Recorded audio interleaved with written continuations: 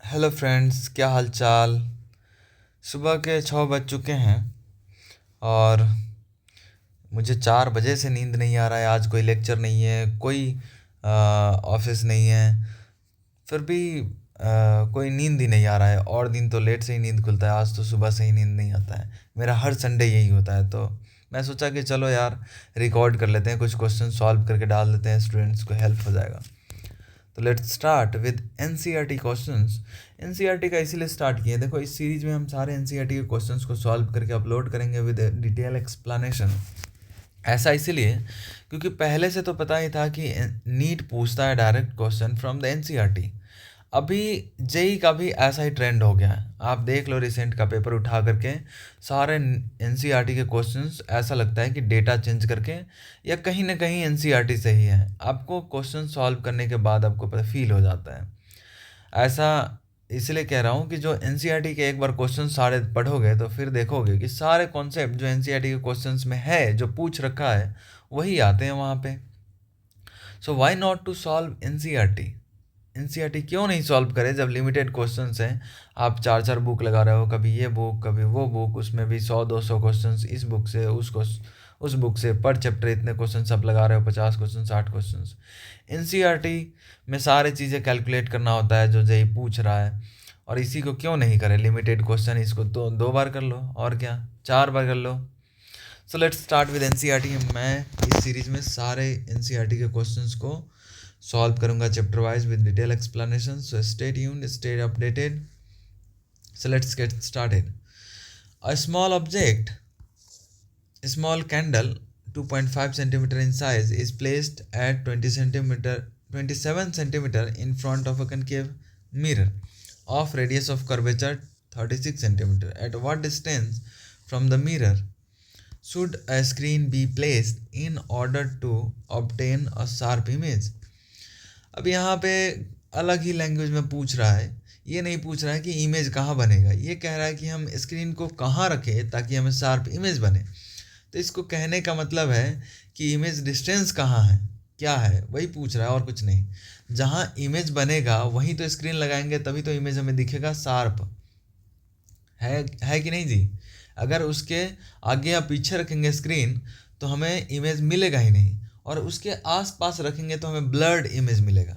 आगे कह रहा है describe the nature and size of image. ठीक है जी। If the candle is move closer to the mirror, how would the screen have to be moved. कह रहा है कि अगर ऑब्जेक्ट को हम स्क्रीन के क्लोजर ले जाएंगे तो इमेज किस तरफ जाएगा वो देख बताना है। चलो जी, लेट्स सी। सबसे पहले अगर ऐसे कई सारे स्टेटमेंट्स में बहुत सारे डेटा दे रखा हो, ऐसा क्वेश्चंस हो, तो उसका डेटा पहले लिखना आप हैबिट में डालो। क्योंकि जब डेटा लिखते हैं ना, तब हम उसको एनालाइज कर पाते हैं रैपिडली, और उस पर हम तुरंत अपने माइंड में चलता है कि हाँ हाँ ये दे रखा है तो इसमें ये पॉसिबिलिटी है। तो लिखना डेटा बहुत ही इंपॉर्टेंट होता है while solving the questions. So let's start. हमने सब सारे डेटा लिख लिया। रेडियस ऑफ कर्वेचर दे रखा है, फोकल लेंथ दे रखा है। फोकल लेंथ हमने निकाल लिया रेडियस ऑफ कर्वेचर से। ये माइनस में क्यों लिया, तो radius of curvature left side लाई करेगा, और ऑब्जेक्ट के डायरेक्शन में अगर डिस्टेंस मेजर करते हैं तो पॉजिटिव लेते हैं डिस्टेंस। और डिस्टेंस कहाँ से मेजर करते हैं, पोल से।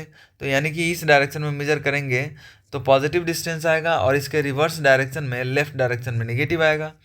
तो देख लो, लेफ्ट डायरेक्शन में ही रेडियस ऑफ कर्वेचर आएगा, सेंटर ऑफ कर्वेचर इस तरफ है, तो हमने डिस्टेंस इधर ही मेजर करना है। तो इस हिसाब से रेडियस ऑफ कर्वेचर निगेटिव हो गया। ठीक है जी, ओके। तो हमने फोकल लेंथ निकाल लिया r/2 करके। ऑब्जेक्ट डिस्टेंस दे रखा है -27 सेंटीमीटर। रेडियस ऑफ कर्वेचर से हमने फोकल लेंथ निकाल लिया। तो इमेज मिरर फार्मूला लिख दो जी। मिरर फार्मूला लिख दो, 1/v को लिख सकते हैं ऐसा। फिर इसमें डेटा पुट कर दो जी। तो यहाँ से हमारे पास v आ जाएगा, विच इज़ -54 सेंटीमीटर। -54 सेंटीमीटर। अब हमें ये तो देख लिए कि इमेज डिस्टेंस, इमेज कहाँ बनेगा।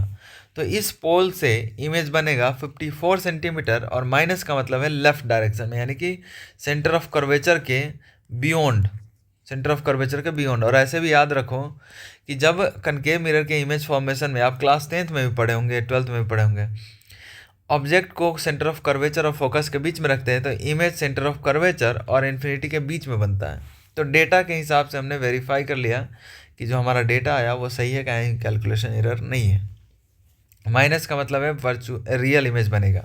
यहीं से हमने इमेज का नेचर भी बता देना है।